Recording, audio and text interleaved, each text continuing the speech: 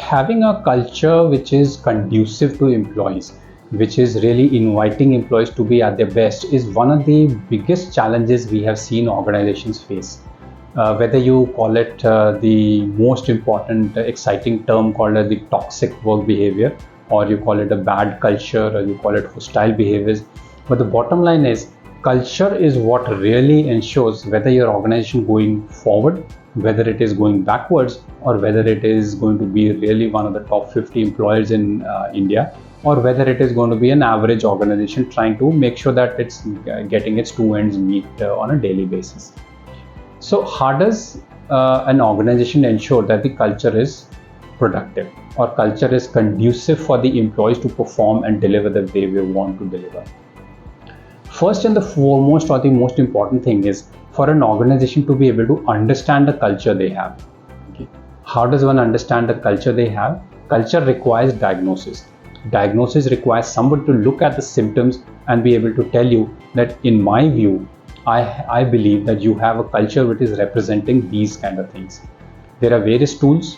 Some tools are very expensive, some tools are standard, and there are various HR practitioners who have strength in terms of executing culture.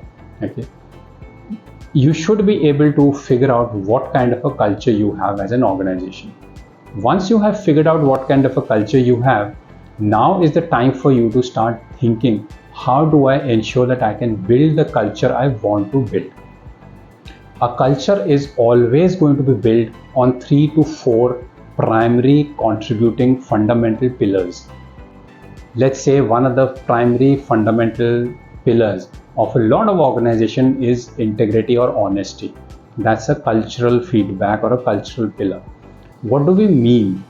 Now you will have to define what does this pillar mean for you as an organization. What it means, let's say an example, that integrity means that as an organization, whenever I am doing promotions, I am going to follow a process which is going to be fair, which is going to be unbiased, and which is going to ensure that no other employee feels that this person has got promoted because the person got a project, because the person was known to the boss, or because the person has a reference, or because of XYZ reasons. If this is the outcome you want to achieve, which means now you start building systems, processes, communication, and behaviors to demonstrate this. That is how you start enhancing and trying to build culture. A culture, a common culture, which I also use the term toxic behavior. Toxic behavior is something which is called respect for individuals. Okay.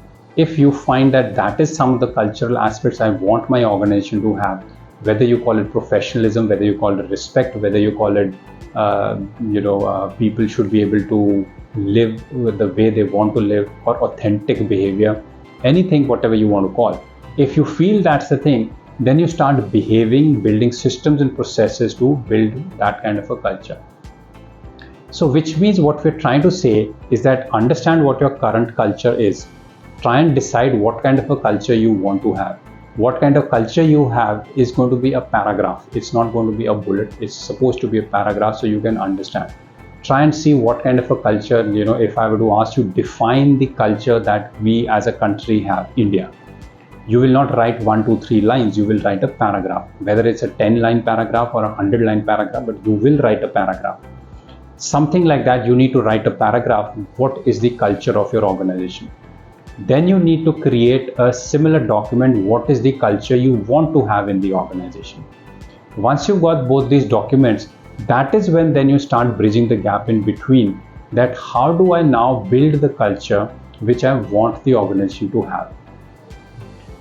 Once you have figured this system out, and you will definitely need some kind of an expert practitioner to guide you through the journey, you can really take the organization to achieve what it wanted to achieve, or the potential of the organization.